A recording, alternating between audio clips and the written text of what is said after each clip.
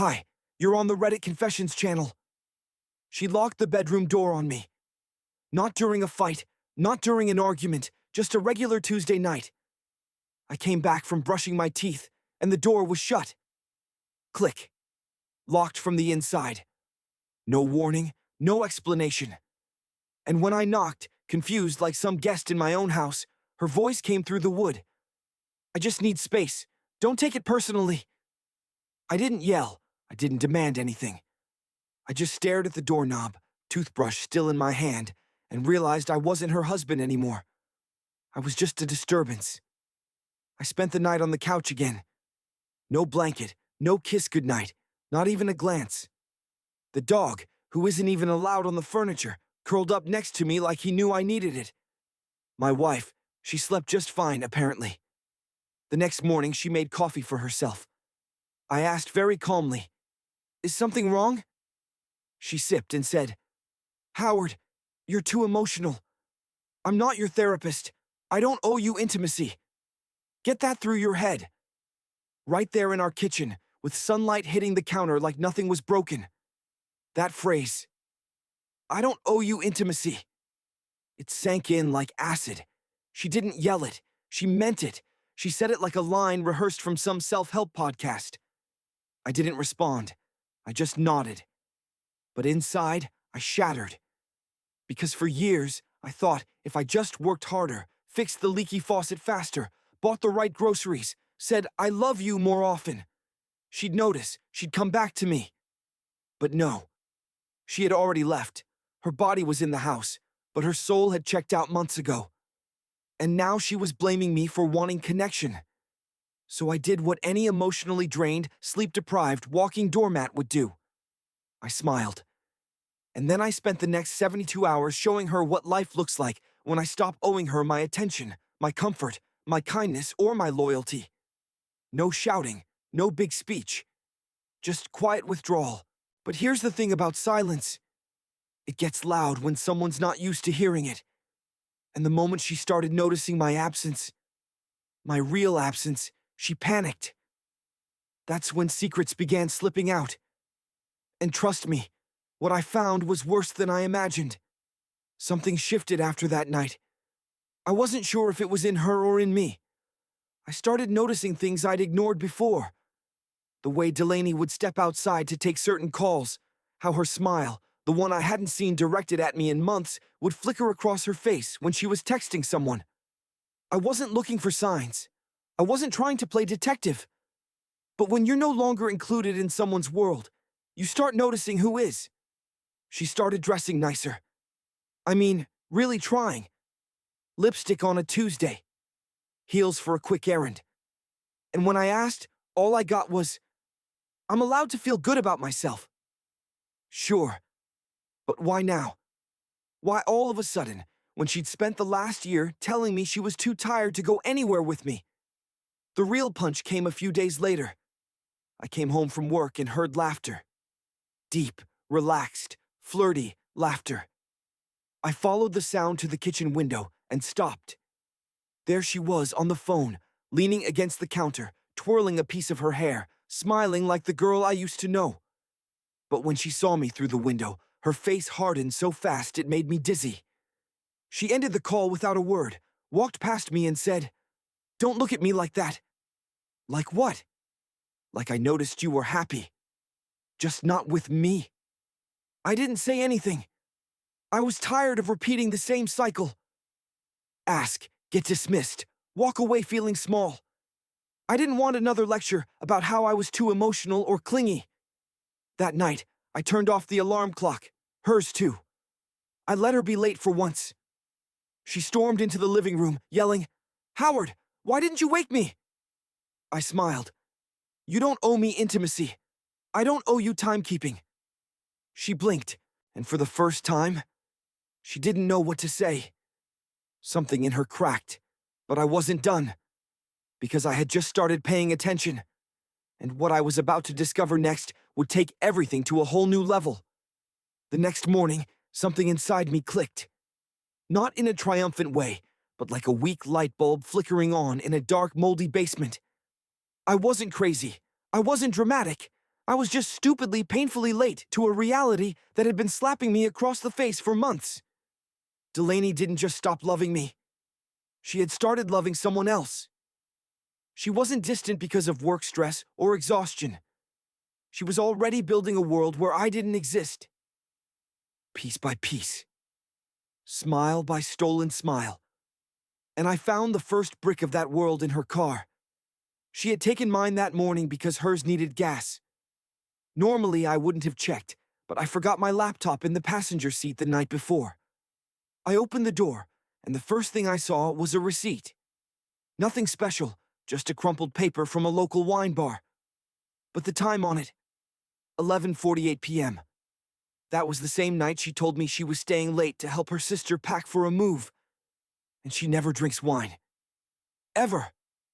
I sat there in the driver's seat, hands shaking, brain scrambling to play defense. Maybe she was with her sister and they went out after. Maybe it was nothing. But then I glanced down and saw it on the floor mat. A navy blue tie. Not mine. I haven't worn a tie since my cousin's wedding last year. My stomach turned.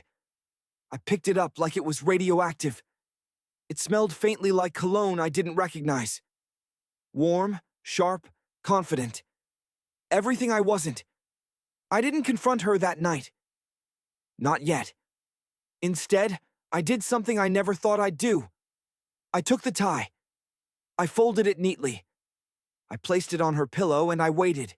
She saw it, froze, blinked, then calmly picked it up and said, "Why are you putting junk on the bed?"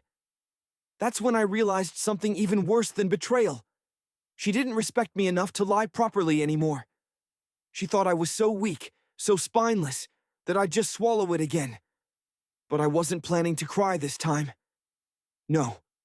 I was going to prepare for the impact. Because if this was war, I was done being the casualty. Confrontation would have felt good. Loud, explosive, theatrical. But that's what she expected. And frankly, I was tired of giving her reactions to feed off. Delaney thrived on chaos. If I had yelled that night, she'd spin it into me being unhinged again. If I cried, she'd mutter how I was too fragile for marriage. So, I did something worse. I went quiet, but behind that silence, I began building, not revenge, not yet, just clarity. I started logging everything. Calls she took in the garage, messages she typed with her back turned, receipts that magically vanished from her purse the moment she saw me notice them. I bought a cheap audio recorder, the kind they market to college students, and slipped it under the couch cushion near where she always whispered at night. I'm not proud of it, but I needed confirmation that I wasn't crazy. And oh, I got it. 2 nights in, I hit play while sitting in my car. Her voice came through soft but unmistakable. "He still thinks I'm helping Margot with her divorce," she giggled. "Meanwhile, I'm the one having all the fun." Then a male voice, low, confident, said something muffled. Her response, "He's too emotional to leave. He'd probably write me a sad poem and make tea." I didn't feel rage. I felt cold. Not just at her words, but at how boringly predictable I had become in her eyes. That's what burned the most. That night, she came home late again. Said Margot had another meltdown. I nodded, smiled, even asked if she wanted tea. She said no, scrolled through her phone with her feet on our table like it belonged to her alone. But inside, I was working on something. She didn't expect distance, not just emotional, but financial, legal, tactical. I wasn't going to play the victim anymore. She wanted to treat me like I was too soft to act. Good. Let her think that. Because what I was planning next would flip the entire balance of power. And when it landed, it would be quiet but permanent. Delaney was getting reckless. And I knew that meant she felt secure. That's what made it so easy to pull the next thread. The very next night, she told me she was going to a late yoga session with her friend Shelby. I nodded, even offered to warm up her car while she finished getting ready. She hesitated, then agreed, like I just passed some twisted loyalty test. But here's the thing. Shelby had texted me earlier that day, asking if I could help her fix her porch light next week. No mention of yoga, no plans with Delaney. So, I did what no emotionally fragile husband was supposed to do. I smiled, kissed Delaney on the cheek, and watched her drive off. Then I followed. I stayed far behind, took back roads when I could. She didn't head toward the gym or Shelby's neighborhood. Instead, she turned into a small private lot behind an apartment complex I didn't recognize. I parked across the street, engine off, lights down. And then I waited. 10 minutes later, a man I'd never seen before pulled up. Tall, athletic, beard trimmed like a guy who checked his reflection a little too long. She opened his passenger door like it was choreographed. He leaned over and kissed her, just like that. No hesitation. I didn't take pictures. I didn't record video. I didn't need proof anymore. Not for her. I needed it for myself. To end the fantasy. To finally erase the hope that maybe she just needed space. Maybe it wasn't that bad. No, it was that bad. She had replaced me. Emotionally, physically, completely. And didn't even think I was worth hiding it from. I drove home before they noticed. By the time she walked in, I was already on the couch, fake snoring, like my life hadn't just collapsed 2 blocks away. She kissed me on the forehead and said, "Thanks for being so understanding." Understanding, that was her mistake, because now I understood everything, and what I did next changed the entire script. After that night, something inside me shifted. I stopped waiting for her to return to me. That version of Delaney was gone. Probably long before I noticed. What I had now was a stranger using my roof, my name, and my silence as a cover for her second life. And if she was going to keep living like I didn't exist, I decided to do the same. But smarter. I didn't blow up, didn't ask questions. In fact, I became the ideal husband. Polite, helpful, soft-spoken. I kissed her before bed, made her coffee in the morning, sent little check-in texts during the day. It made her comfortable. She started slipping even more. Passwords stayed saved. Schedules became loose. Excuses got lazy. She thought I was healing, but I was watching. One night, while she showered, I finally unlocked her tablet. She never logged out of anything there. Email, texts, location history, all open. What I found made my hands go cold. There were restaurant reservations I'd never heard of, hidden folders with hotel confirmations, and photos, dozens of them, posed like a couple, holding hands, her face glowing in ways I hadn't seen in years. And then something worse. She wasn't just cheating. She was mocking me in texts with him. Screenshots of my sad little dinner setups, my emotional talks, my attempts at affection, all followed by laughing emojis. I didn't cry. I didn't scream. I started packing. Not clothes, evidence. Bank statements, tax forms, copies of receipts, asset documents. I moved half our money to a personal account I had opened years ago and never used. I met with a lawyer under a different name. I drafted a letter to my boss requesting a transfer to another city. I didn't want a scene. I wanted an escape. The best revenge isn't loud. It's absence. And mine was coming soon. She had her new life. She just didn't know she was about to lose her old one. I left on a Thursday, not with a bang, not with some dramatic speech. No note, no suitcase by the door, no slamming drawers.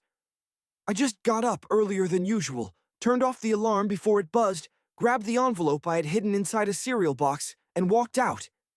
Inside the envelope was everything. Divorce papers signed and notarized, a photo of her and the guy from the parking lot, a copy of our bank transfers, and a message written in my handwriting, 3 words long. "You're free now." She wouldn't find it until much later, though. She had taken to sleeping in after her late yoga sessions. I knew she'd wake up assuming I'd be back soon, maybe even text me to pick up oat milk or eggs. It would take a few hours before she noticed the absence wasn't temporary. The closet slightly emptier, my keys missing, her login to the bank denied. I didn't go to work. I didn't go to a hotel. I went to a small cabin 2 towns over. One my uncle left behind before moving to Florida. Dusty, isolated, but with working plumbing and a lock on the door that didn't echo when it shut. I sat there for hours, not celebrating, not planning, just existing, letting the weight slide off in pieces. And then my phone started buzzing. 10 missed calls, 12 messages. Where are you, Howard? This isn't funny. I need to talk to you now. What did you do with the money? There it was. Not a single message about us. Just panic about control, about access, about consequences. By sundown, she had shown up at my sister's house demanding answers. My sister, who knew everything, handed her the envelope. She said Delaney stood in the driveway reading the letter over and over again, then just sat down on the porch like someone pulled the ground from under her. She hadn't expected me to have a final move. She thought I was all bark, no exit. But I wasn't barking anymore. I was gone, and she was finally hearing the silence I'd been living in for years. A week passed before she stopped trying to contact me. The calls turned into messages. The messages turned into silence. I guess once the money dried up and the excuses didn't work anymore, the fantasy she built with her affair partner crumbled under the weight of reality. My lawyer reached out a few days later. Turns out once she got the divorce papers, she tried to claim emotional abuse. Said I was manipulative, distant, unstable. But she hadn't expected me to document everything. Screenshots, recordings, dates, receipts. All neatly filed and time-stamped. My lawyer said her face dropped when they presented the packet, like a magician caught planting the card in her sleeve. In the end, I kept the house, the savings, my name. She walked away with nothing but her story, and not even that held up. But here's where the story turns. 3 months after everything was finalized, I started hiking. I'd always said I wanted to explore the nature trails near my uncle's cabin, but never had the time. Now I had nothing but time, and a quiet, peaceful place to rebuild. That's where I met Elle. She was walking her dog, struggling with a thermos lid, muttering to herself in frustration. I offered help, made her laugh, and before either of us realized it, we were talking like we had known each other for years. She wasn't flashy. She didn't play games. She asked questions and actually listened. We took things slow. No pressure, no pretending. Just two people figuring life out again. And for the first time in years, I felt like a man worth loving, not fixing. So if you're watching this, and you're in the place I used to be, locked out of a room, a heart, a life, let this be proof that walking away isn't failure. It's freedom. It's the beginning of something that might just surprise you. You're watching Reddit Confessions. Have you ever reached a breaking point and found something better on the other side?